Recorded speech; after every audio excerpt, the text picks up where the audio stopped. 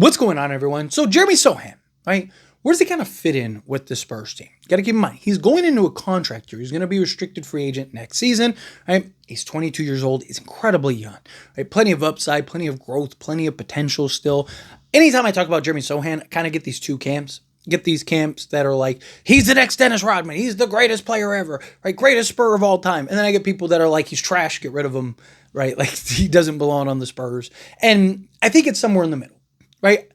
He's very good as that versatile, switchable defender, kind of that Swiss Army knife type player, right? He's a guy that you want kind of on your team, making winning plays, making an impact, right? Rebounds, defends, do all that stuff. But he's such a liability offensively that it's hard to really kind of slot him in and give him the consistency and minutes necessary, especially when you look at the current shape of the Spurs roster, right? You got guys like Harrison Barnes and, Kelly Olynyk now. Wemby can slot it and play the four. You could have a, Julian Champagnie. You could have a Carter Bryant, right? You have guys now that can slot in and play the four in a starting or backup role that actually make more sense than Jeremy Sochan. Yes, they might not be as good defensively, but they're better shooters or shot creators or, on a team that already lacks that.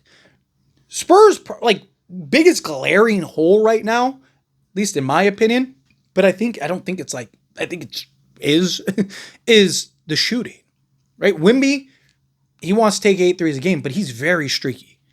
De'Aaron Fox has never been a great three-point shooter. He can be a little streaky, right? Harrison Barnes is your best three-point shooter. Julian Champagnie shot the lights out to start the season, and then the law of averages started to average out. And he was, again, kind of the streaky guy. Right? Like Stephon Castle is not a great three-point shooter. Now, can he improve and get better? Sure. Dylan Harper was not a great three-point shooter in college, and he definitely wasn't in summer league, right? So again, you kind of look at this team, and it's like, where is your shooting coming from? And then you also want to play Jeremy Sochan, who might be the worst shooter on your team. Like, it's tough to kind of find the proper spot for him, especially when he's going to need a new contract, and he's not going to want $5 million a year. And how long is he going to want to play in that, 7th, 8th man role? At some point, he's going to probably want an opportunity to go somewhere and play a role and be a part of, hey, I'm, the 4th, 5th guy. Now, it's also up to Jeremy Sochan, right? Like, he has to improve on his game. He has to be a guy that can shoot the basketball. He has to be a guy that can give you at least some type of offensive production and not be a total liability, especially come playoff time. You see it all the time. You have guys that are excellent defensive players that end up getting phased out in the postseason because they can't do anything on the offensive side of things, so they become a liability and teams aren't worried about them. So they just sag and leave them wide open, and it makes everything else difficult for everybody else. Right? Like, he's a guy that, yes, does so much and makes such great impact plays throughout the course of a game, right? He's a guy that can actually be an impact player, but, again, it's the lack of shooting, it's the lack of offensive production. Right? You talk about a guy, he's 29% for his career. The last 2 seasons, he shot 30.8 30.8% from three-point range. 2 straight years, shot the exact same three-point percentage. That's not good. That's not growth. That's not improvement. He's not usually you'll see a guy, he'll be 25% and then 30% and then 32%. And yeah, sometimes guys will cap out and they'll cap out at, 34% or something like that. And it just seems like they can never get over that hump. But what we've seen, and again, he's young. I don't want to be too critical yet. 2 years, he's capped out at 30.8% on the dot. So it's hard to now go, okay, well, how, is he really going to go from a 31% three-point shooter 2 straight years to now being a, 35% three-point shooter? Very rarely does that happen. Usually, again, you kind of see those incremental increases. You see those incremental adjustments, right? You look at his production last season, right? 54 games, right? 25.3 minutes per game, which is actually the lowest of his career. The second year averaged 30, but they were also kind of running that point Sochan thing, which just didn't work. But you see 8.7 attempts, which is the fewest attempts of his career, but not by a large margin, right? I mean, you're talking, he took 2 more or less, just under 2 more attempts the previous season, right? 53.5% from the field. He shot 1.7 threes compared to 3.1. So he literally took half of the 3-point attempts, but shot the same percentage. Like, to the point. 7 2-point attempts per game, which is basically what he is for his career. So it really was where he stopped shooting, or where the 2 attempts came from was from 3. So it wasn't like he shot less 2s and it's like, okay, well, that's why no, he took fewer 3s. And, it gave you 50, almost 60%, which is actually the best from 2-point range. So you're seeing improvement and growth there.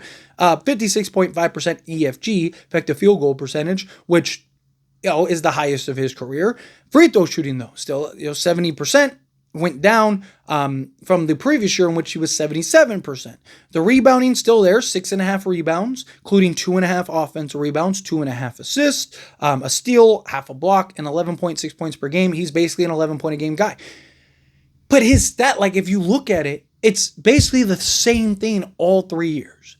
With the minutes and everything, you're not seeing the growth that you want to see. It's not like he was an 8-point-a-game, 8, 3, and 3 guy.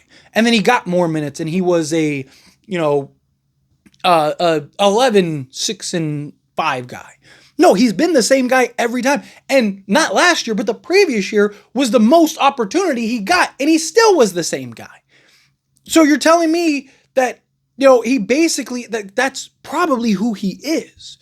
Right? We all want a guy to grow and become like, oh, this guy's going to be this, that, and the other. More often than not, it doesn't turn out that way.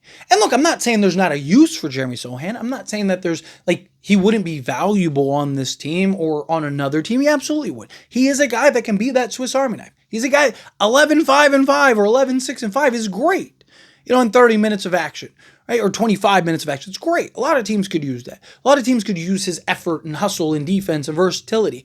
But again, is that what's best for the Spurs given their current roster? And how much opportunity is he going to get this season? You already saw the production drop last season, and that was before they went and got Dylan Harper and Carter Bryant and all these other guys, and then Kelly Olynyk and Luke Cornett. There we go. That was before they got all these guys and added all these guys that are actually going to play in the rotation. You're going to run double bigs at times. So I wouldn't be shocked if Jeremy Sochan's production drops significantly. I wouldn't be shocked if he ends up becoming the odd man out. I wouldn't be shocked if they end up looking to trade him at some point in the season because they're going to have to pay him. And he's going to be due a contract. And look, Spurs are going to get expensive, and they're getting expensive fast. So they're going to have to start making some decisions on some of these guys. And I just don't know where Jeremy Sochan fits in outside of that kind of assignment guy off the bench, which would be great to have. But if Jeremy Sochan wants $20 million a year, you're not going to be able to do that. Right? And if another team comes in and pays him something significant, then you're going to lose him for nothing.